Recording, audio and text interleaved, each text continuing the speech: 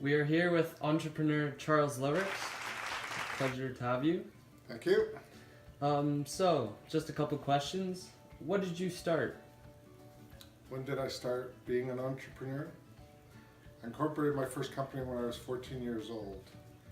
I just saw an opportunity and I pursued it. So, a few years back. So, what was that you started? It was a company that supplied a service of providing shelter for underground parking. It was called Gimme Shelter. I like the name, I like the Rolling Stones, so I used that name as the catchphrase. We landed some contracts, but it wasn't too successful because there was too much competition out there. Okay, great. Why did you feel the need to start it?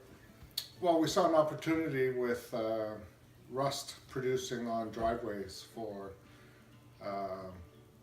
apartment buildings, and they were all rebuilding the roadways, and we figured if you sheltered the driveways, you wouldn't have to worry about the rust as much. So we saw a need and we fulfilled the need. Have there been any problems along the way? With that company, yeah, there was. There was a lot more competition than what we anticipated, but that was years ago. But typically, if you get into a situation where you incorporate any company or you move on into whatever sector you're moving on to, you have to make sure you do your homework, that you find out if there is a need and you fulfill that need. Hopefully you do it in a cost-efficient way and you make money. Okay. If you could go back in time and do anything differently, what would it be?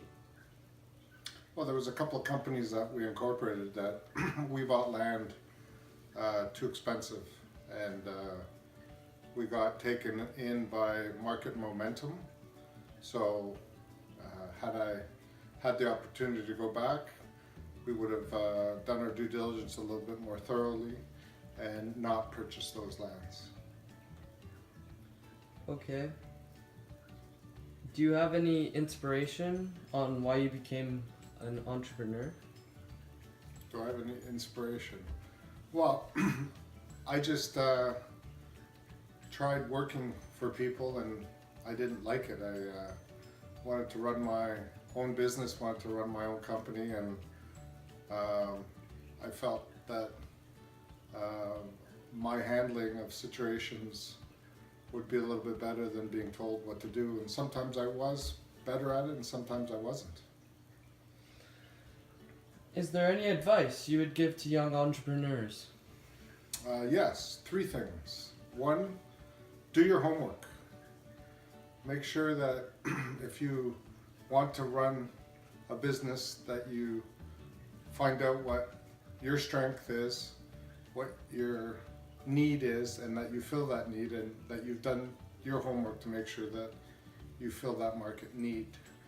The second would be to make sure that you look for your influence to be there, people that can push you or can motivate you so that you are moving forward. And last, don't be afraid to fail, but don't get swept away by your own success. So I guess those would be the three things. Okay, great. What major successes have you accomplished with your business?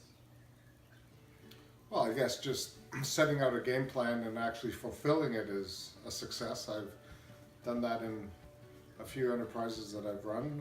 I'm currently doing that right now with the land development business. We're actually closing deals and selling lots and seeing people and residents move in.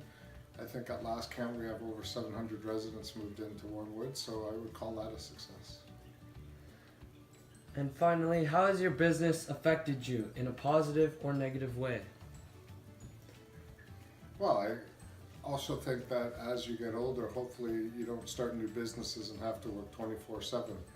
I think one of the things that you have to take into account is if you run your own business, be prepared to work hard.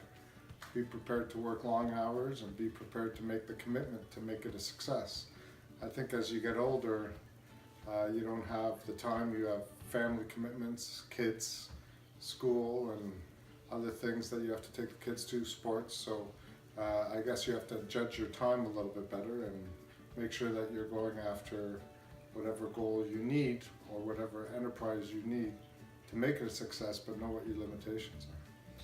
Okay, great. Thank you for your time. Charles Lovrics.